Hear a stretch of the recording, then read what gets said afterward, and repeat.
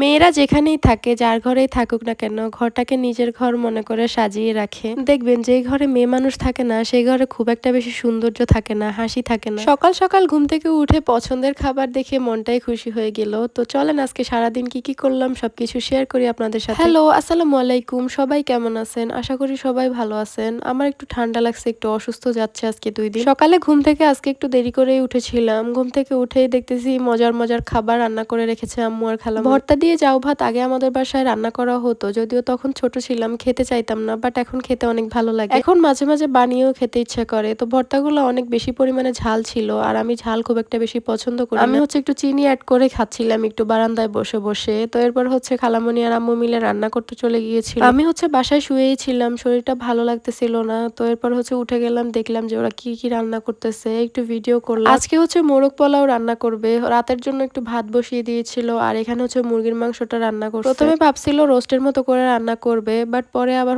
কষিয়েই রান্না করলো। পোলাও দিয়ে কষিয়ে মুরগির মাংস খেতে আলাদাই একটা মজা। যেহেতু আমি অন্য কোনো মাংস পছন্দ করি না, তো সেই ক্ষেত্রে আমার জন্য তো অনেক বেশি মজা। শরীর অনেক বেশি খারাপ লাগতেছিল, দাঁড়িয়ে থাকতে পারতেছিলাম না, ভিতরে চলে আসছি, ভাবছি কিছুক্ষণ শুবো। এসে দেখতেছি বোন ড্রয়িং নিয়ে ব্যস্ত। ওর সারা দিনটা এভাবেই কাটে, ঘর সাজানো নিয়ে, আর্ট নিয়ে, ঘরের কোন জায়গায় কোন ফুল আঁকলে, ঘরের কোন জায়গায় কোন জিনিস দিলে সুন্দর লাগবে, ওইটাই ওর ভাবনা চিন্তা। তো আমি একটু একটু করে ভিডিও ক্লিপ নিয়ে নিয়েছিলাম, যদিও পুরোপুরি ভাবে কমপ্লিট হয় না এখনো। কমপ্লিট হওয়ার পরে ফাইনাল লুক দেখাবো আপনাদেরকে ইনশাআল্লাহ। তবে এতটুকু পর্যন্তই ভিডিও করলাম, জানাবেন কেমন হলো। দুপুরে ফ্রেশ হয়ে খাবার খেতে চলে আসছি, কারণ বিকেলে আমরা একটু বের হব। আজকে দুপুরে একটু তাড়াতাড়ি খেতে চলে আসছি। ভিডিও করার সময় আমি বলতেছিলাম যে এখানে ডিমের কোরমা, মাছ ভাজা, মুরগির মাংস আর পোলাও রাখা। আম্মু সবাইকে বেড়ে দিচ্ছিল, আর আমরা সবাই মিলে একসাথে বসে এখন খেয়ে নিব। আগে ডিমটা নিয়ে নিয়েছিলাম। সবাই বলে খাবারের আগে শুরুতেই ডিম খেতে নেই, বাট আমি সবার আগে ডিমই খাই, কারণ আমার ডিম অনেক বেশি পছন্দ। সেই জন্য প্রত্যেকদিনই খাবারের সময় যেহেতু আমি ভিডিও করি, এখন আমার বোনেদেরও শখ জাগছে ওদের খাবারের ভিডিও করতে হবে। তো ওদেরকেই ফোন দিয়ে দিলাম, ওরা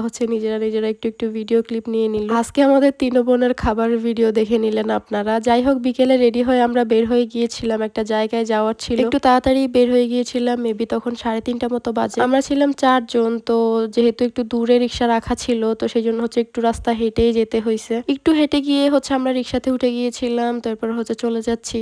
কথা বলতে বলতে, গল্প করতে করতে আমরা রিক্সা দিয়ে চলে যাচ্ছিলাম যেখানে যাওয়ার। কোথায় যাচ্ছি, কেন গিয়েছিলাম, এটা এই ভিডিওতে বলবো না, নেক্সট কোনো ভিডিওতে বলে দিব। তবে যে কাজে গিয়েছিলাম সেটা যাতে সফল হয়, সবাই প্লিজ দোয়া করে দিবেন। তো এরপর আমরা চলে আসতেছিলাম ওইখান থেকে। ওইখানে আর কোনো ভিডিও করি নাই। আসার সময় আমরা 4 জন 4টা চিপস নিয়ে খেতে খেতে চলে আসছিলাম। এই জায়গাটা অনেক বেশি সুন্দর ছিল, এটা মেবি একটা মাদ্রাসা ছিল, তাই একটু ভিডিও করে নিয়েছিলাম। এরপর আমরা গাড়িতে উঠে গিয়েছিলাম। এই যে এই আম গাছটা দেখে আমি লোভ সামলাইতে পারতেছিলাম না। মাশাআল্লাহ, এত পরিমাণে আম ছিল গাছটার মধ্যে, দেখেই খেতে ইচ্ছে করতেছিল। যাই হোক, আমরা বাড়ির পাশে চলে আসছি, রিক্সা থেকে নেমে একটু হেঁটে চলে আসতেছি, কারণ এখানে অল্প একটু রাস্তা একটু খারাপ ছিল। তো সেই জন্য একটু হেঁটে আসলে আমার মনে হয় ভালো, কারণ গাড়ি দিয়ে আসলে অনেক বেশি ঝাঁকুনি হয়। বাসায় এসে ফ্রেশ হয়ে আমি কিছুক্ষণ শুয়েছিলাম। সন্ধ্যায় হালকা পাতলা নাস্তা করে নিয়েছিলাম, দোকান থেকে পেঁয়াজু বেগুনি আনা হয়েছে। যার যেমন ইচ্ছা, যার যেটা ইচ্ছা হয়েছে সে সেটা দিয়ে নাস্তা করে নিয়েছিল।